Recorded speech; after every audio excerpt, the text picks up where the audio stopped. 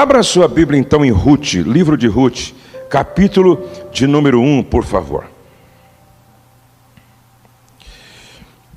Nos dias em que julgavam os juízes, houve fome na terra. Então, esse livro foi escrito na época em que os juízes julgavam em Israel. Não havia uma figura central como um rei, à semelhança de Saul, Davi. Era um tempo em que os juízes, julgavam na terra. E é interessante que essa terra se chamava Belém, e um homem de Belém de Judá saiu a habitar na terra de Moabe com sua mulher e seus 2 filhos. Belém significa casa do pão, e é interessante que na casa do pão havia fome, o que significa dizer que não havia pão na casa do pão. Elimeleque, marido de Noemi, que tinha 2 filhos, este homem se chamava Elimeleque, e sua mulher Noemi, os filhos se chamavam Malom e Quilion.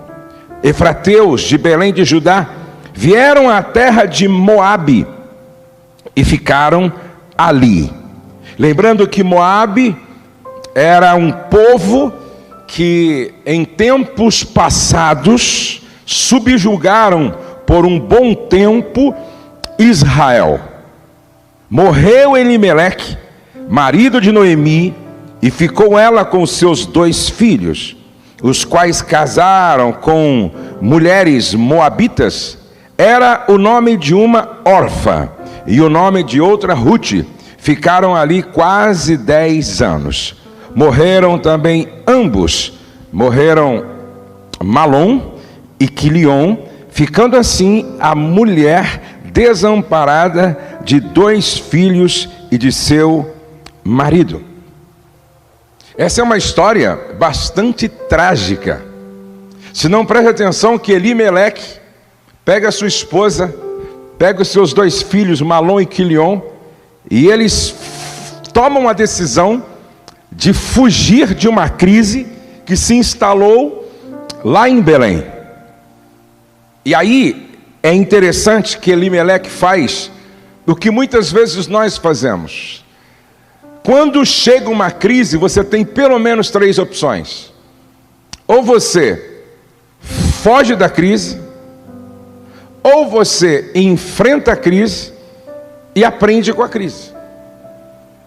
E preste atenção que tudo o que Elimeleque tentou fazer foi fugir da crise.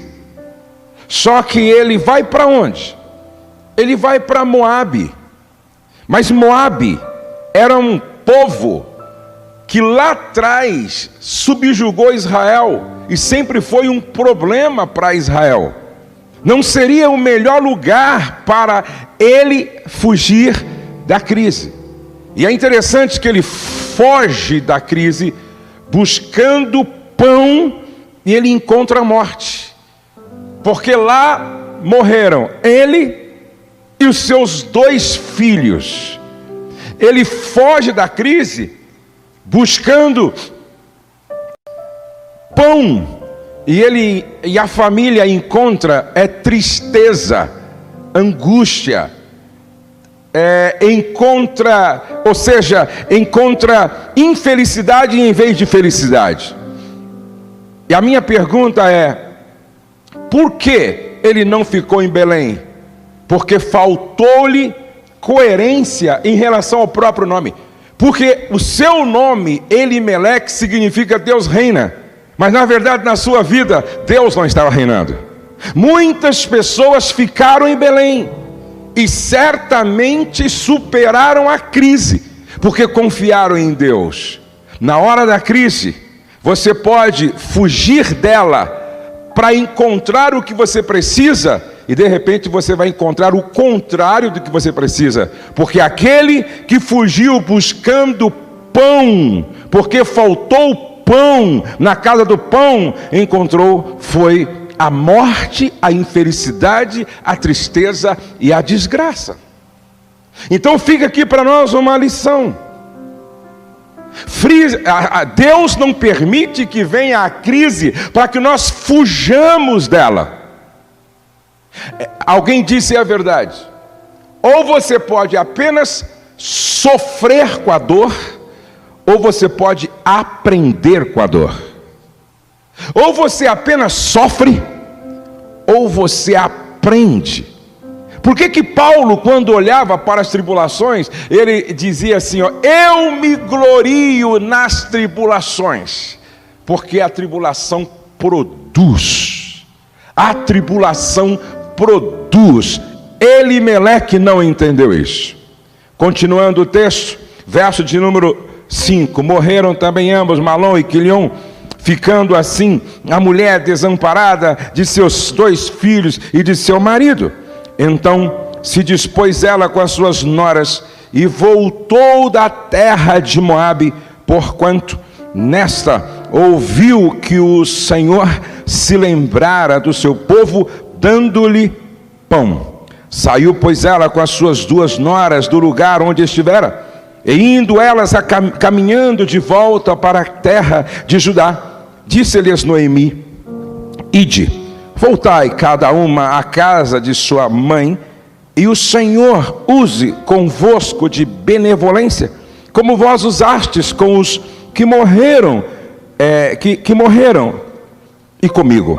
O Senhor vos dê que sejais felizes, cada uma em casa de seu marido.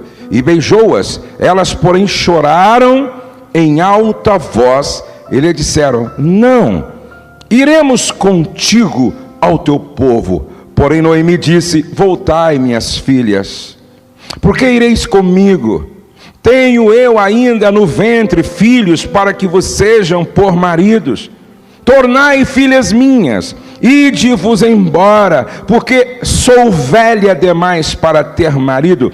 Ainda quando eu disse: tenho esperança, ou ainda que esta noite tivesse marido e houvesse filhos, esperá-los-eis até que viessem a ser grandes. Abster-vos-eis de tomardes marido? Não, filhas minhas, porque por vossa causa a mim me amarga o ter o Senhor descarregado contra mim a sua mão. Então de novo choraram em voz alta. Orfa com o beijo se despediu de sua sogra, porém Ruth se apegou a ela.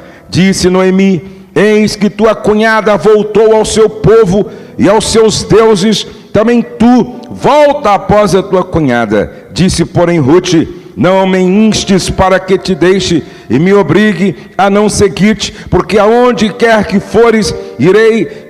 Aonde quer que fores, irei eu, e aonde quer que pousares, ali pousarei eu. E teu povo é o meu povo, o teu Deus é o meu Deus. Aonde quer que morreres, morrerei eu, e aí serei sepultada. Faça-me o Senhor o que bem lhe aprouver, se outra coisa que não seja a morte me separar de ti.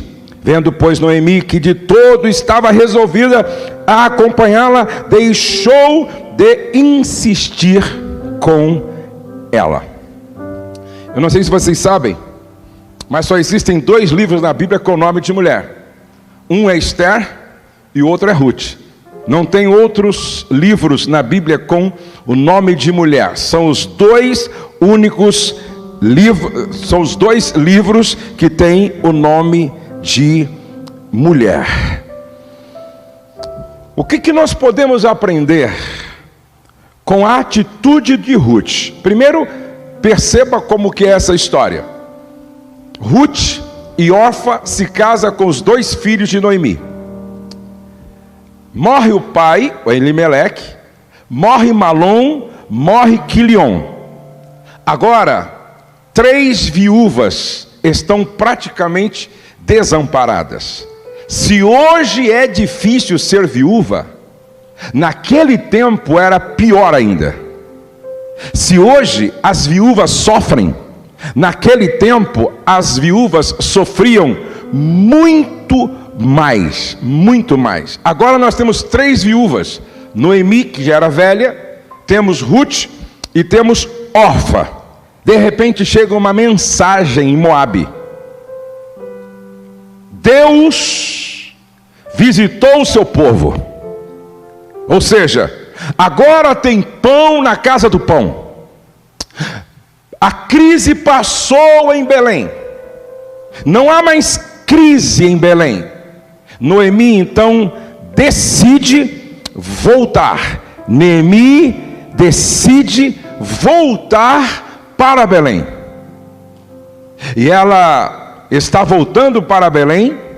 No caminho ela olha para as duas jovens viúvas, que era também nora dela, e ela disse assim: ó, eu não tenho mais idade para ficar grávida e dar filhos como marido para vocês, porque a lei do levirato funcionava assim: quando morria o marido, o irmão do marido assumia a viúva para gerar com ela filho, que seria considerado filho do cara que morreu, para deixar descendência.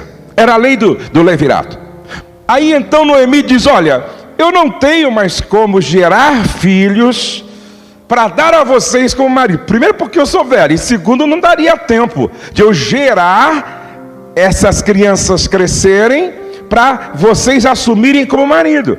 Então vamos fazer o seguinte: cada uma de vocês volte para casa, volte para os seus deuses, reconstrua suas vidas, encontre o marido. As duas começaram a chorar muito. Orfa dá um beijo em Noemi e decide voltar para sua casa.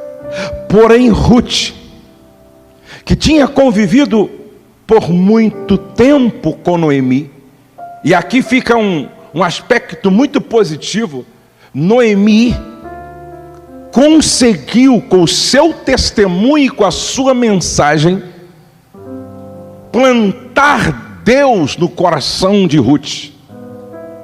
Ruth, através de Noemi, conheceu tão bem o Deus de Israel, que se converteu a esse Deus. E aí então ela diz assim para a sogra, inclusive a Noemi olha assim para Ruth e fala: olha, Orfa foi embora, vá você também. Orfa fez bem, voltou para sua casa, vá você também.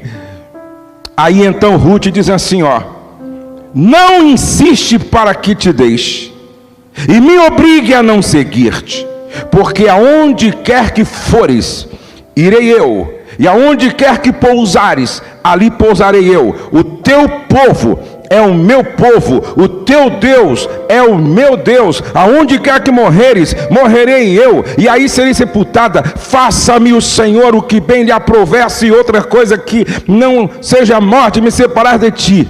Vendo, pois, Noemi que de todo Ruth estava decidida, resolvida a segui-la, deixou de insistir com ela, e então ambas se foram até que chegassem em Belém.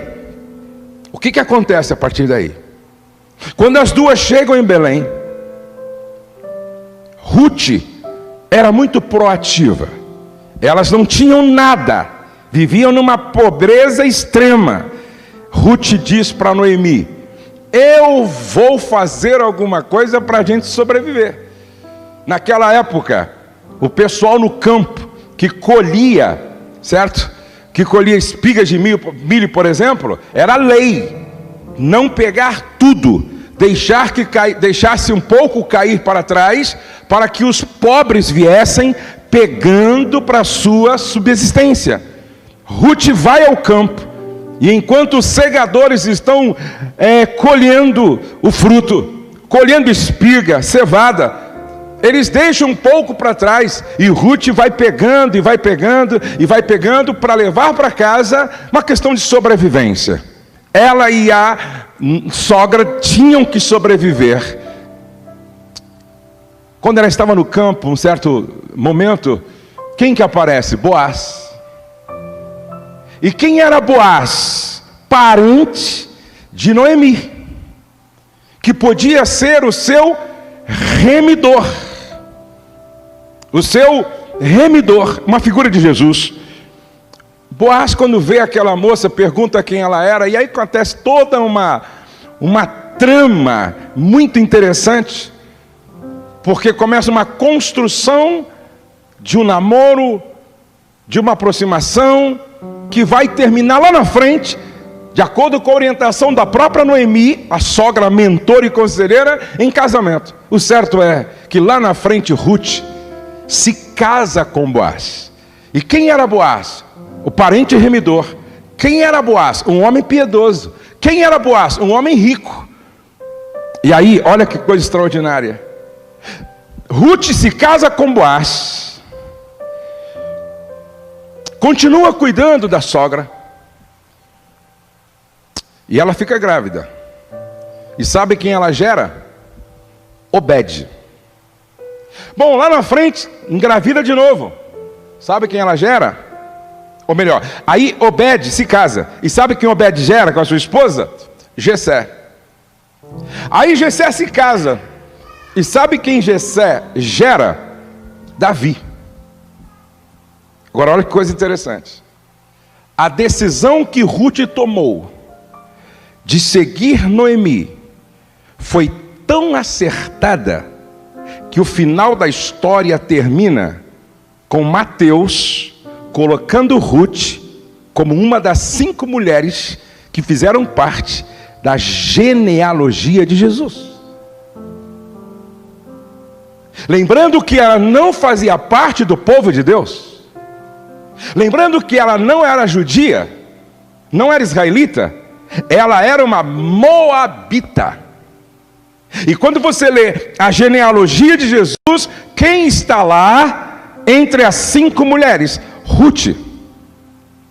Quais são as lições que nós aprendemos com essa história? Primeira lição que nós aprendemos: há esperança mesmo nos tempos mais devastadores de nossa vida. Eu vou repetir: há esperança mesmo nos tempos mais devastadores da nossa vida. É interessante que Ruth, no capítulo 1, verso 20 e 21, ela diz assim: não me chame de Noemi, porque Noemi significa agradável, Noemi significa doce. E ela diz: não me chame de Noemi, chame-me de Mara. Ou seja, a minha realidade hoje não tem nada a ver com o meu nome. O meu nome significa doce, mas eu estou amarga, porque Deus tem me tratado amargamente. Eu saí cheia e o Senhor me trouxe de volta para casa vazia. Na verdade, Noemi não estava entendendo o trabalhar de Deus, o processo de Deus. Ela não estava entendendo, porque Deus não estava trabalhando contra ela, Deus estava trabalhando a favor dela. Porque Noemi não tinha noção do que iria acontecer de acordo com a providência divina. Aí você diz assim: mas ela saiu do plano, porque não era para ter fugido com Elimeleque da crise, era para ter ficado em Belém, enfrentado a crise.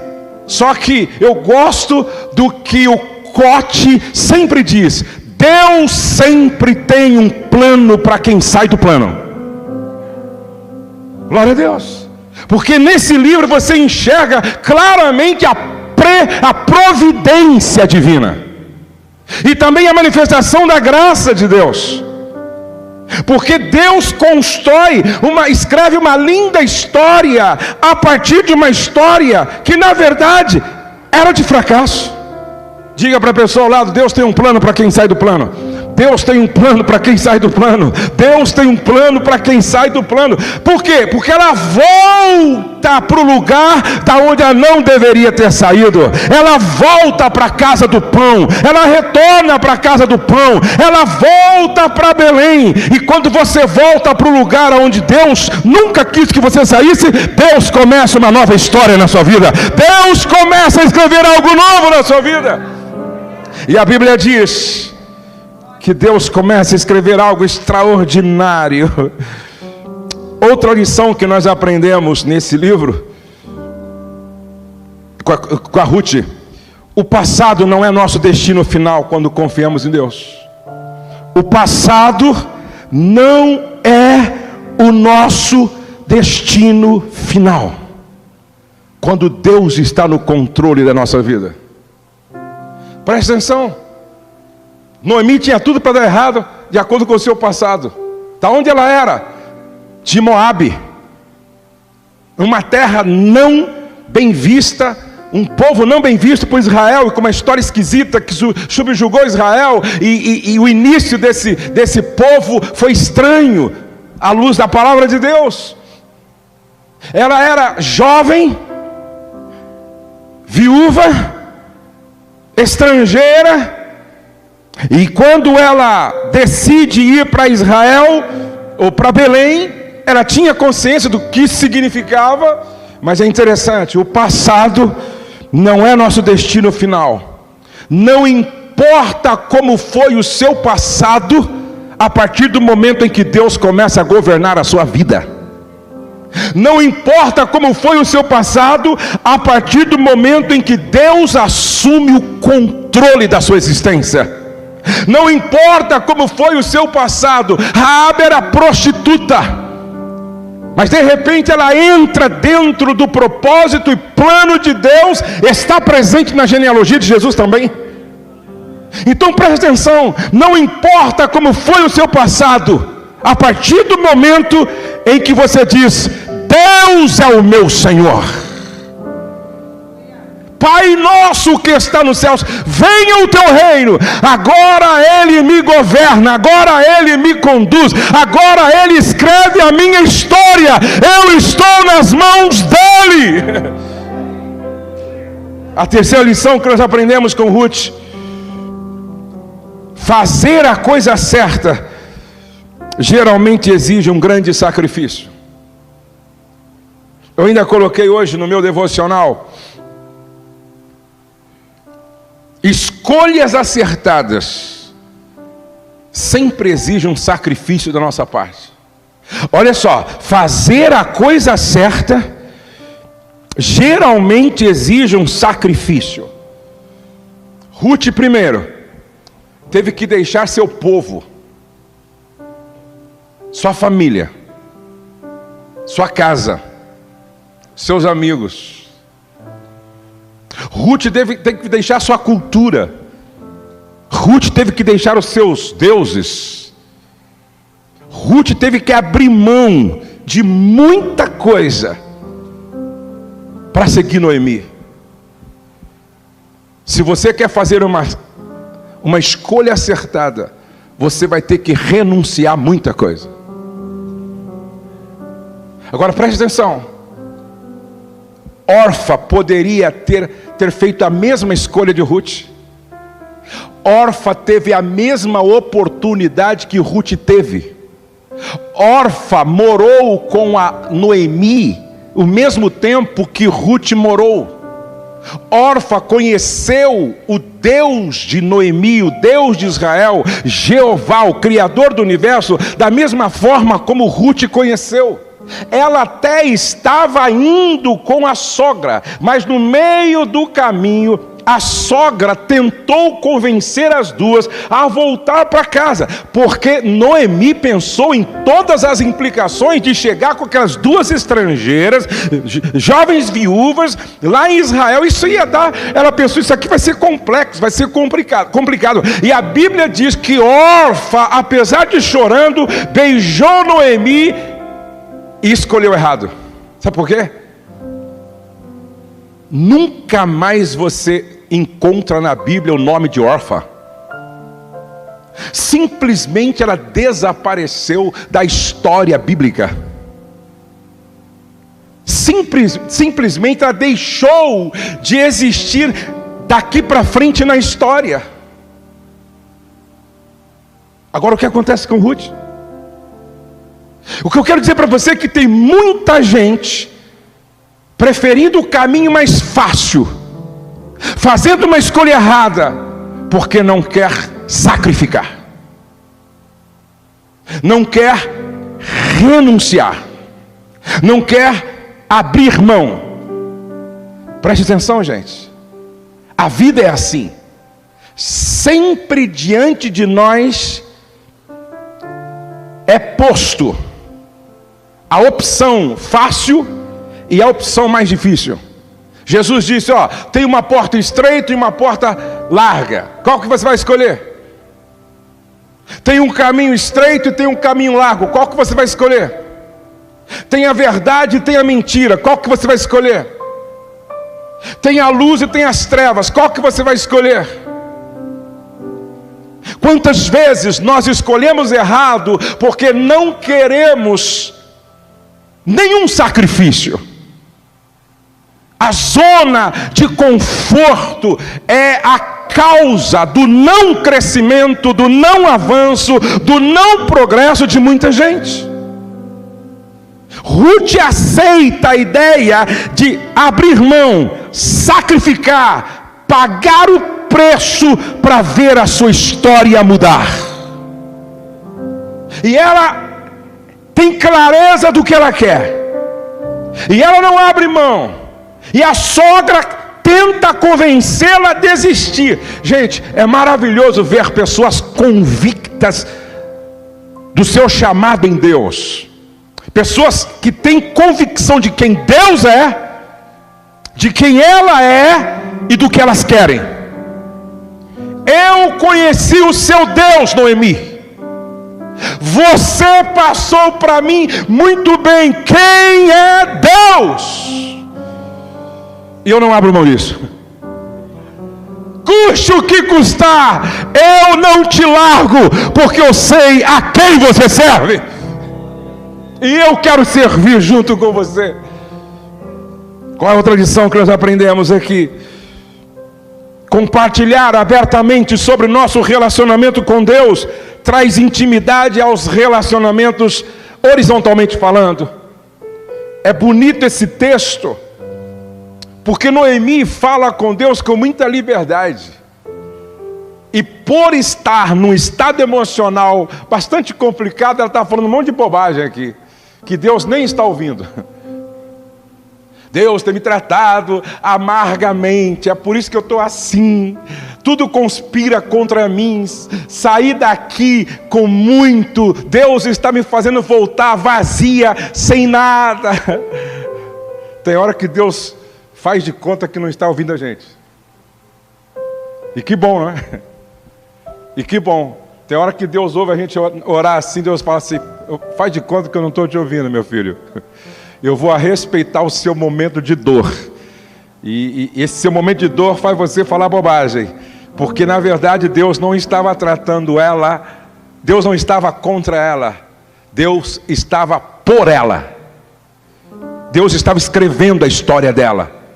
Deus estava no controle da vida dela. Deus estava no comando do andar dela. Agora presta atenção. Essa sinceridade. E presta atenção, se está na Bíblia registrado, é porque essas conversas de Noemi com Deus foi ouvida. Tudo que está na Bíblia alguém ouviu e escreveu.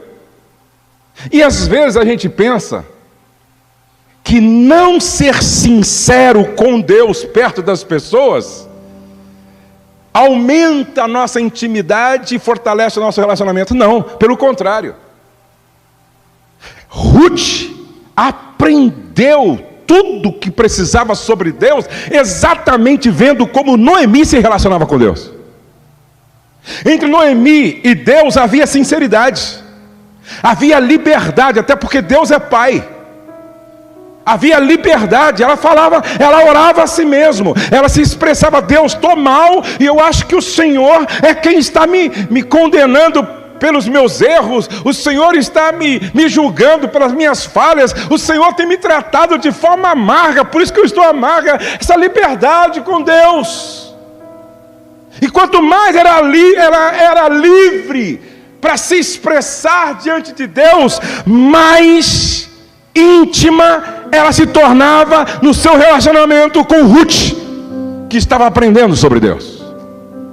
Então eu gostaria que você entendesse que o nosso relacionamento com o outro muitas vezes se torna mais forte ainda quando o outro vê o quanto nós temos liberdade diante de Deus como nosso Pai. Aquele que nos compreende quando ninguém mais nos entende. Aquele que nos ouve quando ninguém mais quer nos ouvir. Aquele que respeita a nossa dor e nos ouve pacientemente, como o pai do filho pródigo ouviu o filho mais velho falando um monte de bobagem para ele, porque não estava bem no seu coração e na sua alma. A terceira lição que nós aprendemos aqui é que vemos uma amostra do poder redentor de Cristo, porque aquilo que Boaz faz com Ruth é o que Jesus fez com a igreja. A sexta lição: devemos ser pessoas de caráter, mesmo quando pensamos que ninguém está nos olhando. Presta atenção. Como é que Ruth chega em Belém? Ela chega como uma jovem moabita, viúva, pobre, cuja Noemi não estava enxergando muitas possibilidades. E ela chega discretamente, simples, e ela se comporta de uma maneira que talvez nem ela tinha noção de que toda Belém estava falando do procedimento, comportamento e atitude dela. Caráter é quem você realmente é quando ninguém mais está te olhando. Ruth não tinha ideia de que milhões de pessoas iriam ler sua história. Ela viveu uma vida simples na obscuridade.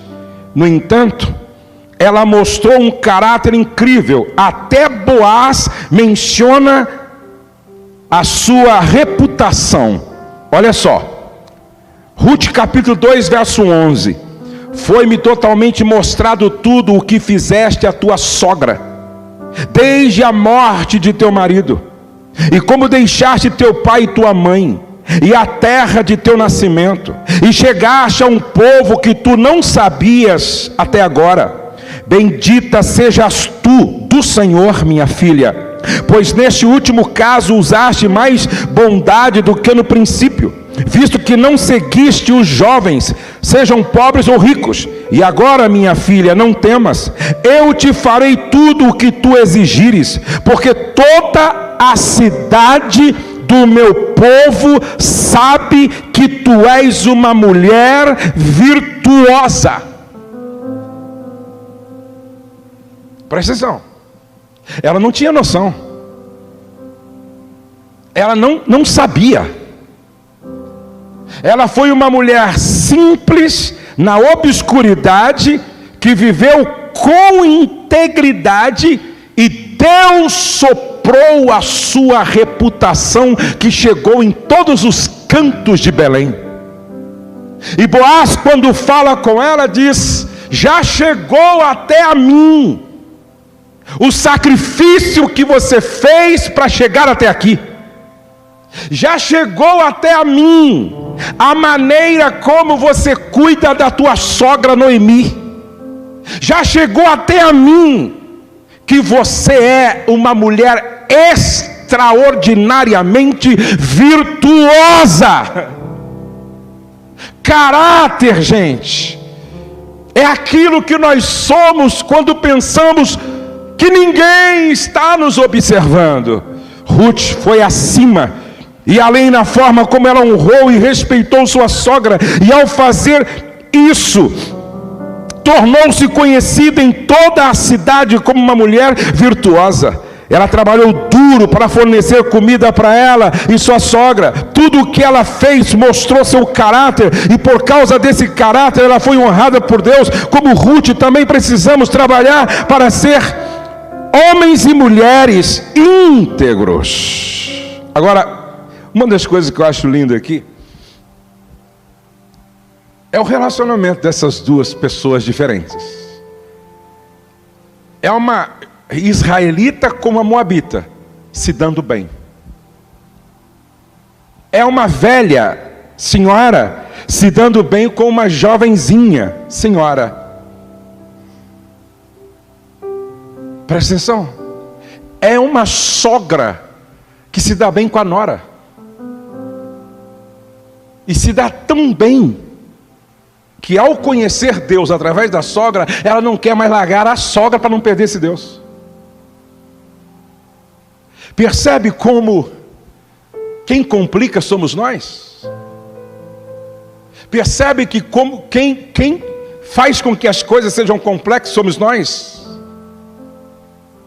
Como é que pode uma judia se relacionar bem com uma moabita? Como é que pode uma senhora idosa se relacionar bem com uma jovem? Como é que pode uma sogra tão diferente se relacionar bem com a nora tão diferente? É interessante que o apóstolo Paulo, no capítulo 12 de Romanos, ele diz: o que depender de vós, tende paz com todos.